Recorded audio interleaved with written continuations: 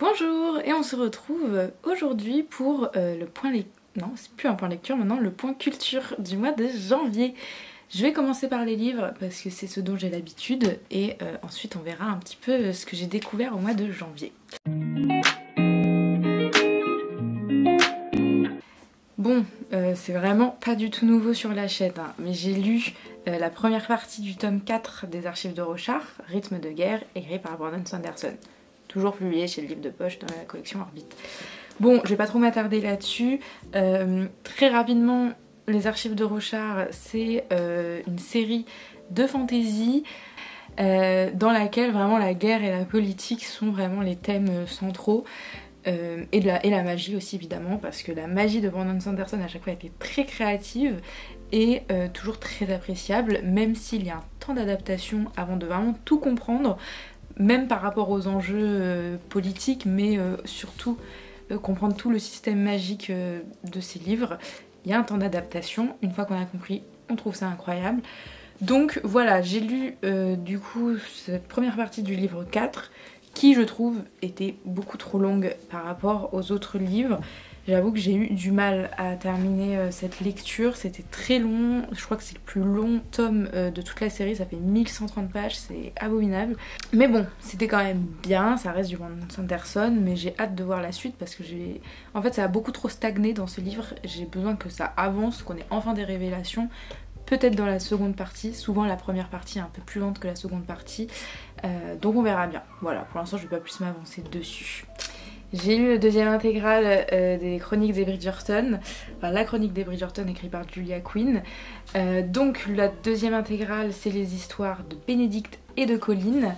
Donc je vais pas trop revenir là-dessus non plus. Déjà premièrement je pense que vous connaissez pas mal la Chronique des Bridgerton, on en a entendu parler. Très rapidement ça se passe au début du 19e siècle dans la société londonienne. C'est une inspiration historique, mais c'est pas du tout historique, hein. Si vous vraiment vous attendez à des éléments de l'histoire, ne lisez pas la Chronique des Bridgerton, c'est juste un cadre historique dans lequel évoluent nos personnages, mais tout est fictif, hein, vraiment tout est fictif. Et donc on suit voilà la famille Bridgerton, ils sont 8 enfants, et la mère veut absolument qu'ils se marient tous, mais qu'ils aient tous surtout un mariage heureux, un mariage d'amour, et donc on va suivre leur 8 histoire d'amour, je vais y arriver. Et donc là c'était Bénédicte et Colline. Bénédicte, une pépite, c'était pour l'instant mon histoire préférée. Actuellement je suis en train de lire le troisième intégral, mais là de ce que j'ai lu pour l'instant vraiment Bénédicte c'est... J'ai adoré son histoire qui est clairement le conte revisité de Cendrillon, c'est clairement ça, c'est Cendrillon. Donc vraiment j'ai beaucoup aimé, Colline un peu moins. De base j'aime pas trop Colline dans la série, c'est vraiment le genre de personnage que je n'aime pas, c'est le genre de personnage qui veut se montrer tout gentil, hyper poli, voilà, c'est vraiment montré comme le frère le plus gentil de la fratrie, mais moi les personnages trop gentils comme ça, je les évite, je reste quand même un peu loin d'eux parce que généralement ça cache des vices, et dans son cas ça cache une colère particulièrement intense. Et vraiment, le garçon est furieux et moi j'aime pas ça. J'aime pas ça du coup, du tout, la colère impulsive comme ça, c'est non, c'est no way. En effet, il se met pas souvent en colère, mais alors quand il se met en colère, c'est pas du tout sain, mais vraiment pas du tout. Donc non, j'ai pas accroché. Par contre, Pénélope, girl boss, vraiment cœur sur elle. Ensuite, parce que bon, après Bridgerton, j'ai voulu lire un truc un petit peu plus... sérieux on va dire, et en tout cas qui m'apporte de la culture générale. J'ai lu Fouché de Stefan Zweig, publié chez le livre de poche, donc pas très long, hein, vraiment un livre assez court. Et de Stefan Zweig j'avais déjà lu Marie-Antoinette et Marie Stuart dans ses biographies, donc là c'est celle de Stefan Zweig. Alors biographie oui, mais biographie romancée on va dire. Si vous voulez une vraie biographie d'historien, bah il faut pas se tourner vers Stefan Zweig, parce que c'est pas... Stefan Zweig ne fait pas de la recherche, il relate des faits, mais il ne fait pas de la recherche, et lui il est beaucoup plus dans l'histoire psychologique. Donc voilà, il va beaucoup plus analyser les réactions des gens, leur profil psychologique, comment leurs réactions en fait ont mené à des grands événements historiques. Donc très intéressant, moi j'adore les livres de Stefan Zweig parce qu'ils se lisent super bien, il a une plume incroyable et si vraiment vous voulez vous lancer dans des livres historiques, dans des romans historiques, je vous recommande vraiment ceux de Stefan Zweig parce qu'ils se lisent vraiment bien, c'est pas lourd et c'est divertissant en fait parce que vraiment il relate les grands événements et donc on s'ennuie, enfin pour moi en tout cas on ne s'ennuie jamais. En plus là il est court donc je vous le recommande vraiment. Et donc c'est l'histoire de ce monsieur Fouché, Joseph Fouché, dont on entend très peu parler dans l'histoire et qui pourtant a eu un impact assez important dans l'histoire de la Révolution française jusqu'à l'arrivée de Louis XVIII au pouvoir en 1815. Donc d'après Stefan Zweig, ce serait même grâce à Joseph Fouché que Louis XVIII serait monté sur le trône, aurait pu revenir en tout cas en France en 1815. À prendre avec des pincettes ce genre parti pris je pense, parce que là on n'est que avec la vision d'un seul homme. J'avoue, l'histoire de Napoléon du Premier Empire et de l'avènement de Louis XVIII, c'est pas du tout, mais du tout une période que j'aime dans l'histoire. J'exècre Napoléon Bonaparte. Donc je m'y connais pas trop et je pourrais pas dire à quel point les faits sont véridiques ou non.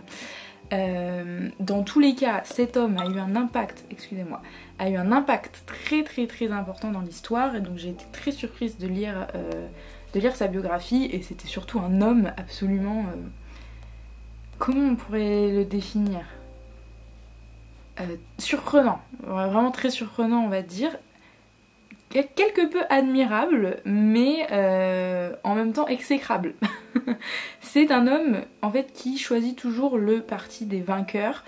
S'il est dans un parti plutôt majoritaire et que du jour au lendemain ce parti n'est plus du tout majoritaire, il ne va pas du tout hésiter à aller chez l'ennemi hein. Et quand il est chez l'ennemi, il va toujours dans les extrêmes pour bien montrer à quel point il est avec eux et à quel point il va leur être fidèle, alors que pas du tout hein. Si du jour au lendemain le camp revient au fond du gouffre, ah bah il repart chez les autres. C'est... voilà. Joseph Fouché est une girouette, mais ça l'a bien aidé en tout cas dans sa vie politique. Fouché, c'est un homme politique, comme on en a rarement vu. Pour de vrai, de ce côté-là, je trouve que c'est là qu'il est admirable, c'est que vraiment il a pris des décisions, tout était calculé, vraiment j'avais l'impression parfois de lire Game of Thrones tellement c'était tout bien ficelé, vous voyez, un peu comme Littlefinger dans Game of Thrones, c'est un peu le même genre, donc vraiment très surprenant. Je vous recommande vraiment de lire ça parce que voilà, on n'entend pas assez parler de cette personne qui certes est exécrable, mais je trouve que il a son impact dans l'histoire et donc c'est quand même important d'en parler. Voilà, j'ai beaucoup aimé. Donc voilà, pour les livres, c'est tout ce que j'ai lu en janvier. Ensuite, côté musique, je voulais parler d'un seul album que j'ai écouté en décembre mais qu'on m'a offert en janvier en vrai. C'est l'album, alors il y en a qui ont peut-être pas beaucoup aimé mais c'est pas grave, c'est l'album de Rosé. Donc qui s'appelle Rosie puisque c'est son surnom, dans lequel il y a la fameuse chanson Apté que l'on entend vraiment partout. Alors c'est pas ma préférée de l'album, j'aime beaucoup cette chanson hein, quand elle est sortie, comme tout le monde je l'ai écoutée en boucle, maintenant j'avoue que j'en peux plus, mais moi ma préférée de l'album c'est, alors il y en a plusieurs, Number One Girl, elle est incroyable. Toxic to the End, elle est vraiment bien aussi, mais bon, celles-là elles sont quand même assez connues. Ma préférée de toutes c'est Stay a Little Longer, qui est vraiment une pépite. Et après, bon, je les aime toutes, hein. Vraiment je les aime toutes. Mais, si vous voulez écouter des chansons assez douces, vraiment très belles, et qui, avec un peu des vibes quand même de Taylor Swift et Avril Lavigne, vraiment c'est un super album. Et j'en parle parce que, peut-être que vous ne le savez pas, mais Rosé fait partie du groupe Blackpink, qui est donc un groupe de K-pop, mais son album, pour moi, hein, ce n'est pas du tout de la K-pop, c'est un album international, tout est en anglais, donc vraiment Là, il n'y a personne qui peut me dire ouais mais je comprends rien et tout est en anglais. Et surtout, bah du coup c'est le premier album où vraiment on sent la patte créative de Rosé. Elle a vraiment participé à toutes les chansons et ça se sent, ça se ressent. Et voilà, moi j'ai beaucoup aimé, donc n'hésitez pas à aller écouter son album. Ensuite, au début du mois de janvier, je suis allée voir et j'ai découvert le ballet, bon là le truc est un petit peu... voilà, le ballet Paquita de Pierre Lacotte, qui donc je suis allée le voir à l'Opéra Bastille, puisque vraiment, alors je sais que l'Opéra Garnier c'est hyper beau, voilà, on veut tous y aller machin. Honnêtement l'Opéra Bastille c'est meilleur, c'est plus confortable, c'est plus grand, au niveau de la sonorité c'est bien mieux, et pour les danseurs c'est bien mieux aussi puisque la scène elle est plate, alors qu'à l'Opéra Garnier la scène elle est pas plate, elle est un petit peu incurvée, enfin pas incurvée mais... elle est... bon bref, vous m'avez compris, elle est pas plate quoi. Là, donc la danseuse c'était Anna O'Neill, ou Anna O'Neill, pardon, je ne sais pas comment ça se prononce, et le danseur c'était Germain Louvet. J'avoue que je me suis un peu ennuyée. Alors d'abord je vais vous raconter l'histoire. Paquita c'est une gitane qui va tomber sur un aristocrate qui lui va tomber amoureux d'elle, enfin ils vont tomber amoureux chacun l'un de l'autre, mais elle va pas vouloir se lier à lui parce que elle c'est une gitane et lui un aristocrate, donc ça va pas le faire quoi. Sauf qu'un jour elle va découvrir qu'il est victime d'une conspiration, qu'on a envie de le tuer, elle va réussir à le sauver de cette tentative de meurtre. Et donc il va la ramener à la cour du seigneur local ou même du seigneur d'Espagne, je sais plus. Et en fait ils vont se rendre compte que c'est elle aussi une aristocrate et pas une gitane. Voilà, c'est l'histoire de Paquita. Alors cette histoire elle se tient pendant le premier acte. Et pendant le deuxième acte, bah, y a plus d'histoire, hein, clairement c'est juste les danseurs qui dansent. Du coup c'est pour ça que c'était un petit peu long quand même. Le premier acte ça allait, mais le deuxième acte du coup au bout d'un moment c'était un peu long, ma mère s'est endormie. Donc voilà, j'ai pas été particulièrement captivée non plus par les danses. Alors, avis controversé, personnellement moi j'ai trouvé que la danseuse avait plutôt bien dansé, bon, c'était bien débrouillé, et que le danseur au contraire... je trouvais que il se réceptionnait très mal et donc je trouvais que ça a coupé toute l'élégance de ses gestes. Les sauts par contre et les portées étaient très beaux, mais c'est vrai que je trouvais que ses réceptions elles étaient pas élégantes et donc je trouvais que ça coupait tout. J'ai pas trop été emballée par ce qu'il nous a proposé, mais voilà, je dis que c'est assez controversé parce que ma cousine qui est danseuse, elle a trouvé ça tout le contraire. Elle a trouvé que lui était bien au-dessus d'elle en termes de danse, de technique ou de ce que la personne apporte. Donc bon, je sais pas, mais moi j'ai été plus convaincue par elle que par lui. Bon, voilà, c'est comme ça, hein. Chacun ressent les choses d'une manière assez différente. Mais voilà, c'était pas mon ballet préféré. Si vous voulez commencer par un ballet, je vous recommanderais pas celui-là. Et enfin, en janvier, je suis allée voir... Alors, j'ai pas vu beaucoup de musées en janvier, mais je suis d'abord allée au musée Carnavalet, il me semble. Donc le musée de l'histoire de la ville de Paris, qui est un musée magnifique. Je ne le recommanderai jamais assez. C'est un musée... donc, qui retrace l'histoire de la ville de Paris, mais qui la retrace vraiment depuis la préhistoire jusqu'à aujourd'hui. Donc le musée est énorme, ça on s'en rend pas forcément compte, mais c'est vraiment un très gros musée. Et il est très riche en collection, il est vraiment très riche en collection et surtout il est gratuit pour tout le monde. Vraiment pour tous, donc n'hésitez pas à y aller, c'est vraiment un très beau musée, mais il y a vraiment de tout, il y a toutes les périodes, pour moi il y en a pour tous les goûts.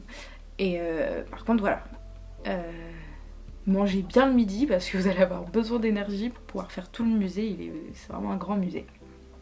Et ensuite je suis allée voir l'exposition Christoffel.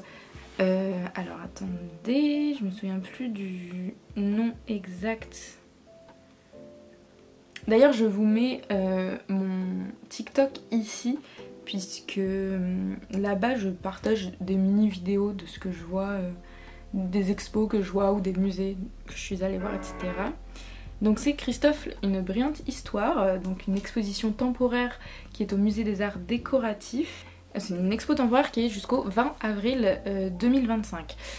Donc c'est une expo sur la maison Christophe, une maison d'orfèvrerie, et donc qui retrace encore une fois son histoire, donc de ses origines jusqu'à aujourd'hui. Ce que j'ai beaucoup aimé dans l'exposition, c'est que ils ont vraiment mis en avant l'aspect technique donc de l'orfèvrerie, vraiment qui sont détaillés avec des vidéos qui montrent comment c'est fabriqué, toutes les étapes de création par exemple d'une fourchette, donc vraiment super intéressant. Et ensuite vraiment ils nous présentent leurs plus grands chefs-d'œuvre aussi. Ils vont montrer quels sont les grands noms pour lesquels ils ont travaillé, hein, comme le Ritz, comme le Normandie, ou il y avait quoi encore pour le Concorde par exemple. Donc voilà, très belle scénographie. Moi je suis une grande fan des expositions du musée des arts décoratifs, ce sont vraiment de très belles expositions. Si vous avez l'occasion un jour d'aller voir une de leurs expositions, n'hésitez pas, surtout quand ce sont des expositions qui sont en partenariat avec une maison de créateurs, donc que ce soit de l'orfèvrerie, mais il y a aussi les maisons de mode.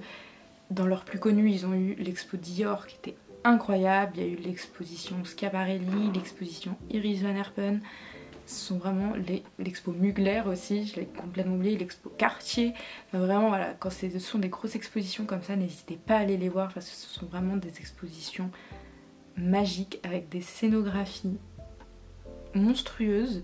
Pour des expositions culturelles, c'est vraiment du haut niveau.